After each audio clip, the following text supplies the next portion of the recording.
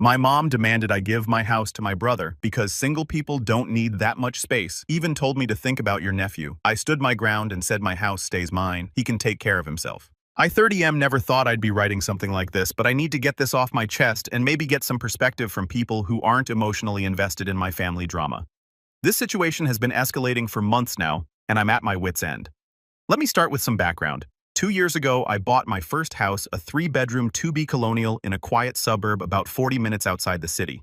It's not a mansion by any means, but it's in a great neighborhood with good schools, mature trees, and that kind of peaceful atmosphere where kids still ride bikes on the sidewalks. The house needed some work when I bought it, but that was part of the appeal. I've spent the last 2 years renovating it, bit by bit, turning it into exactly what I want. I work as a senior software engineer for a tech consulting firm. The pay is good, and I've been smart with my money since college. No expensive car, no lavish vacations, just steady saving and investing.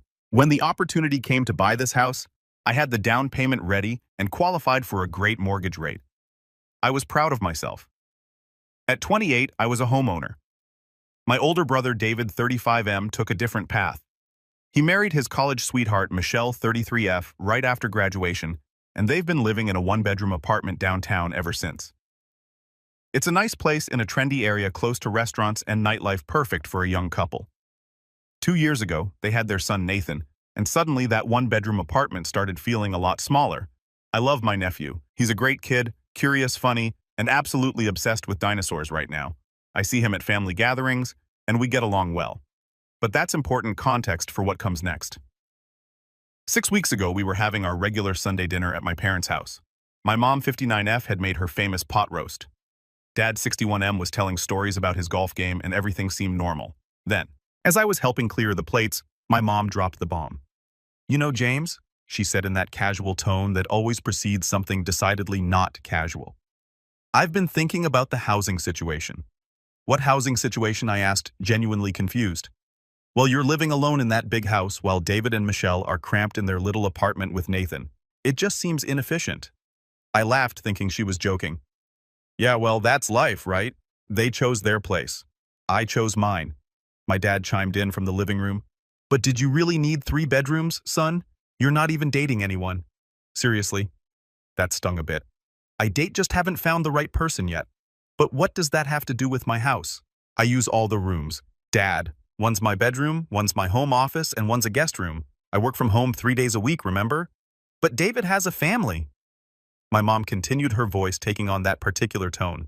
"Little Nathan needs space to grow, a yard to play in. That neighborhood you're in has such good schools." The penny dropped. "Are you suggesting I should give David my house?" "Not give," my dad said, walking into the kitchen. "Trade. David's apartment is worth quite a bit, and it's perfect for a single man like you. Downtown location, walkable to everything, modern amenities." I looked between them, waiting for someone to laugh, to say it was all a joke. But they were serious. Dead serious. "You want me to trade my house, the house I bought, renovated, and pay the mortgage on for David's 1-bedroom apartment?" "It's not about want, honey," my mom said, using her reasonable voice. "It's about need. David needs more space. You're just one person rattling around in all those rooms. Rattling around like I'm some kind of ghost haunting my own property." David and Michelle had been suspiciously quiet during this conversation. They were still in the dining room, but I could see them through the doorway. David was studying his coffee cup intently while Michelle bounced Nathan on her knee.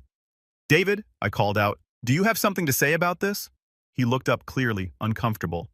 "I mean, Mom and Dad brought it up, not me. But I won't lie, James. That house would be perfect for us. Nathan could have his own room. We'd have a yard, the schools." "Then buy your own house," I said, my voice harder than I intended. "You know we can't afford it," Michelle spoke up. "Not with student loans and daycare costs. The market is insane right now." "That's not my problem," I replied. The room went cold. My mom's face flushed red, and my dad's jaw tightened. "Not your problem," my mom repeated. "Family isn't your problem. My family isn't entitled to my house." "Entitled." My dad's voice rose. "We're not talking about entitlement. We're talking about fairness, about family helping family.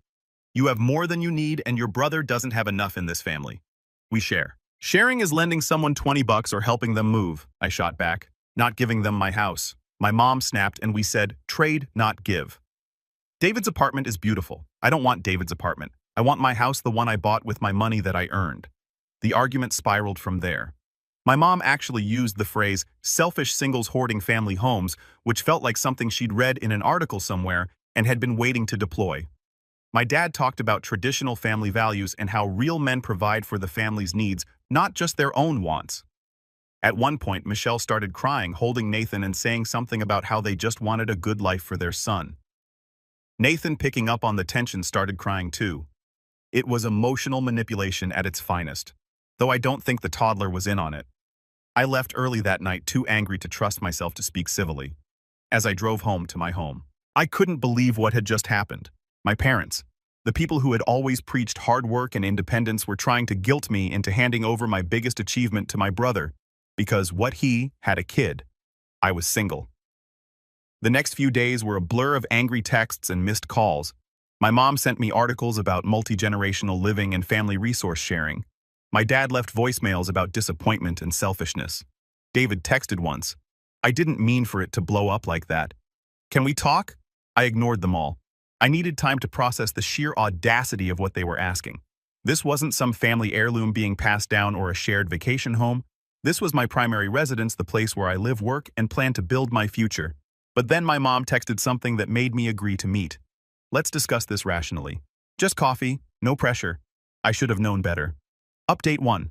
1 week later, I agreed to meet my parents, thinking we could have a calm, rational discussion about boundaries. My mom suggested meeting at my house instead of a coffee shop, saying she wanted to talk privately. Against my better judgment, I agreed. Saturday morning, 10 a.m. sharp, my doorbell rang. I opened the door to find my parents and a woman I'd never seen before, dressed in a sharp business suit and carrying a folder. "James," my mom said brightly, as if this was perfectly normal. "This is Patricia Coleman from Riverside Realty. We thought it would be helpful to have a professional opinion on the situation." I stood there, mouth open, as they brought a real estate agent to my house. Patricia, clearly unaware she was walking into a family disaster, extended her hand. "So nice to meet you, James. Your parents have told me about the family property exchange you're considering. I've done several of these family swaps, and I have to say, they can be wonderfully beneficial for everyone involved. I'm not considering anything," I managed to say. "Oh, he's just being modest," my mom said, actually pushing past me into my house. "James, where are your manners? Let Patricia in." I was so shocked that I actually stepped aside. They walked into my living room like they owned the place, and Patricia immediately started her pitch. "Now I've run comparisons on both properties," she said, pulling out papers from her folder. "Your brother's apartment downtown is actually valued higher per square foot than this house. With the right structuring, this could be a very advantageous exchange for you, James. The tax benefits alone," my dad added. Settling into my couch like this was a done deal. Patricia continued, apparently energized by what she thought was interest. "The apartment is in a prime location for young professionals. You'd be walking distance from the business district, endless dining options, nightlife." "I don't want nightlife," I interrupted. "I want my house." My mom was already wandering around, gesturing at rooms. "Patricia, let me show you the layout. This would be perfect for David's family." "Oh, this room would make a wonderful nursery for the next baby." "Next baby," I echoed. "Well, they're planning for more children," my mom said casually, like this was common knowledge and further justification for stealing my house. "Can't do that in a one-bedroom apartment." Patricia, finally picking up on the tension, looked between us uncertainly. "Perhaps we should discuss the financials first. I have comparative market analyses for both properties." "No," I said firmly. "We're not discussing anything. This is my house. I'm not trading it, selling it, or sharing it." "Mom, Dad, you need to leave now." "James, don't be rude to Patricia," my dad scolded. "She's taken time out of her Saturday to help us. To help you do what? Steal my house." "Patricia, I'm sorry you were dragged into this, but my parents apparently hired you without my knowledge or consent. This isn't happening." Patricia's professionalism cracked slightly. They said this was a family decision that everyone was on board with. They lied, James." My mom gasped. "We didn't lie. We're trying to facilitate a solution that works for everyone." "Patricia, tell him about the tax advantages of get out," I shouted. "All of you get out of my house right now." Patricia gathered her papers, quickly mumbling apologies. She clearly realized she'd been brought into something deeply inappropriate. As she headed for the door, she whispered, "I'm so sorry. I had no idea." My parents, however, weren't done. You're being completely irrational, my dad said, standing but not moving toward the door. We're trying to help you make a smart decision. No, you're trying to guilt me into giving my house to David.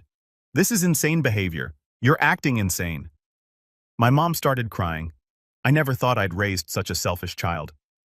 Your brother needs this house, James. His family needs it. And you're choosing property over blood. I'm choosing basic respect over manipulation.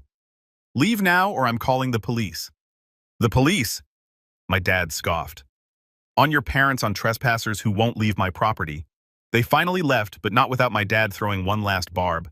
This isn't over. David's family deserves better than that cramped apartment, and you know it. After they left, I was shaking with anger. The sheer audacity of bringing a real estate agent to my house without my permission, turning her around like it was already David's. I couldn't wrap my head around it. I immediately called David. Did you know about the real estate agent? I demanded. There was a pause. Mom mentioned she might talk to someone, but I told her not to. Look, James, I'm sorry it went down like that, but since we're talking, maybe we could work something out. Like you could rent our apartment and we could rent your house. That way you're not losing money and we get the space we need. Are you serious right now? I'm just trying to find a compromise. Mom and Dad mean well. I hung up on him. My brother, who I'd looked up to my whole life, was really trying to negotiate for my house while apologizing for our parents' ambush. I spent the rest of the day installing security cameras and changing my locks. I also sent a text to both parents. You are no longer welcome at my house without an explicit invitation. Do not come here again. The family group chat exploded. My mom had apparently told everyone her version of events where I had violently thrown them out for trying to help. Cousins were asking what was going on. My Aunt Margaret posted that she couldn't believe I was hoarding a family home while poor little Nathan suffered in a tiny apartment. I muted the chat. If they wanted to paint me as the villain for keeping my own property, so be it. But I was done playing nice. Update 2, 6 weeks later. After the real estate agent incident, I went low contact with my parents and David. I blocked them on social media after my mom posted a passive-aggressive article about how modern selfishness is destroying families with a caption about how some people value material possessions over family bonds. I focused on work, started a new project, renovating my basement into a home gym, and even began dating someone. Sarah, a marketing manager I met through mutual friends. She was appalled when I told her the story and has been incredibly supportive. For a while, things were quiet. Too quiet, as it turned out. Last Tuesday, I came home from dinner with Sarah to find an envelope taped to my front door, not in the mailbox taped to the door. I recognized my father's handwriting. Inside was a formal letter from a law firm, Brennan Associates and Partners. My parents had actually retained a lawyer. The letter was professionally written, but absolutely insane in content. It outlines several proposed solutions to the intra-family housing dispute, including 1. A straight exchange of properties between James and David, with appropriate financial adjustments for any value differential. 2. James selling the house to David at a family discount rate of 70% market value. 3. Adding David as a co-owner on the deed with primary residence rights, while I would retain secondary occupancy options. 4. Creating a family trust that would own both properties with a board of trustees. My parents and David determining occupancy based on family need assessments conducted annually. Each option was detailed with legal precedents, tax implications, and implementation timelines. The letter concluded with a note that while these were suggestions for amicable resolution, the family was prepared to explore all available legal remedies to ensure equitable distribution of family resources. I immediately called my own lawyer. Thankfully, I'd already consulted one after the real estate agent fiasco. He read the letter and actually laughed. This is complete nonsense, he assured me. They have no legal standing whatsoever. You own the house outright. This is just intimidation tactics. But keep documenting everything.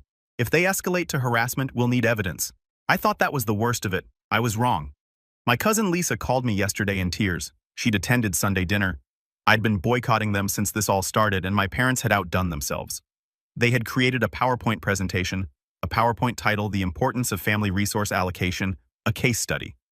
According to Lisa, it included a photos comparing David's cramped, unsuitable apartment to my underutilized house, a statistics about childhood development and the importance of space, a pictures Nathan had drawn of houses with yards clearly coached, air breakdown of how each room in my house was used with suggestions for better allocation, a quotes from various sources about family values, generosity, and the danger of materialism, a slide calculating the wasted potential of a single person in a 3-bedroom house. a chart showing how my bachelor lifestyle was incompatible with family-sized housing. The presentation concluded with a slide showing two paths, one where I chose family and everyone was happy, and one where I chose selfishness and ended up alone and bitter. Lisa said the extended family was obviously uncomfortable, but my parents presented it completely seriously. They even had handouts. My mom apparently said I was too ashamed to face the family, and that my absence was evidence of his guilty conscience. David was there with Michelle and Nathan. According to Lisa, he looked embarrassed but didn't stop them. At one point, Michelle mentioned that Nathan had been asking why Uncle James had a big house while they lived in a small apartment, which was definitely coached. The worst part. My parents ended by announcing they were prepared to take whatever steps necessary to ensure appropriate housing for all family members, and that they hoped I would see reason before permanent damage occurred. I've never felt more vindicated in my decision to skip family dinners. Sarah asked me last night if I was okay, and honestly, I'm not. It's one thing to have your parents disapprove of your choices. It's another to have them actively campaign against you, turning your entire extended family against you over property they have no claim to. I'm looking into restraining orders. My lawyer says I might not qualify yet, but to keep documenting. I've also started therapy because this whole situation has me questioning everything about my family relationships.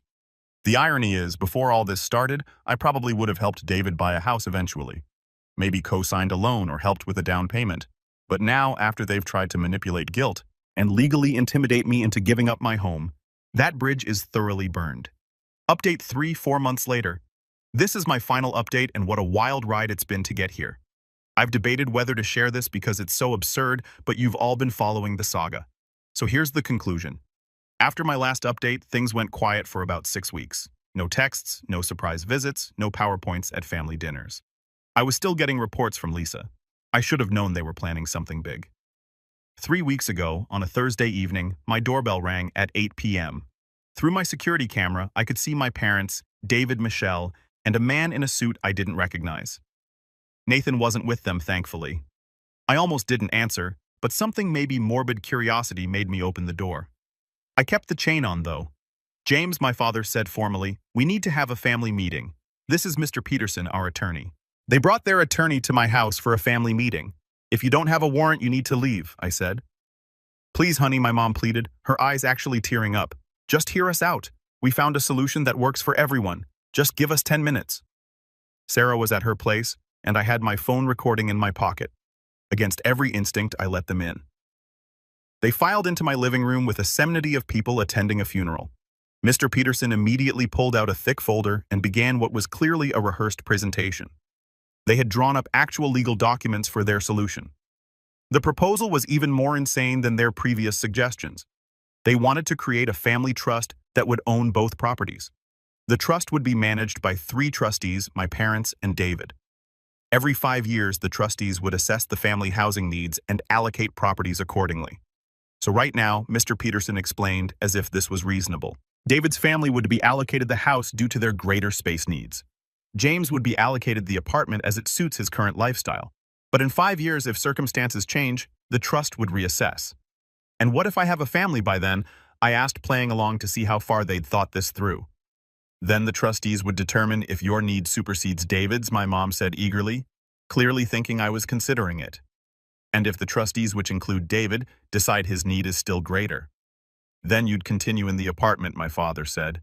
But at least you'd have the security of knowing family property is being used efficiently. Efficiently, I repeated. And what if I never have a family? Then you'd never need the house, my mom said, as if stating an obvious fact. A single person doesn't need 3 bedrooms.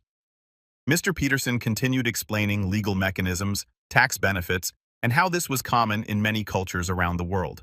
He actually used the phrase from each according to their ability to, each according to their needs, which I'm pretty sure is a communist slogan. Then came the emotional manipulation portion of the evening. Nathan drew something for you, Michelle said, sweetly pulling out a folded paper. He wanted to give it to Uncle James himself, but it's past his bedtime. She handed me a crayon drawing of a house with stick figures in front. In a child scroll, but clearly guided by an adult hand, it said, Uncle James' house at the top. The stick figures were labeled Mommy, Daddy, Me, and Baby Sister. Baby Sister, I asked. We're trying for another child, Michelle said, placing a hand on her stomach in what was clearly a rehearsed gesture. But we can't in the apartment, there's no room. Then move, I said flatly.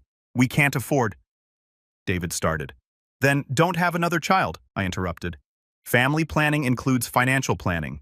Your reproductive choices aren't my responsibility. The room went silent. My mom gasped as if I'd slapped her. How can you be so cold? She whispered. How can you be so entitled? I countered. You're literally trying to steal my house because David decided to have kids he can't afford to house properly. Steal is a strong word, Mr. Peterson interjected. This is a family arrangement that I don't consent to, I said, making it theft or attempted theft, which I'm sure the Bar Association would love to hear about. Mr. Peterson's face palled slightly.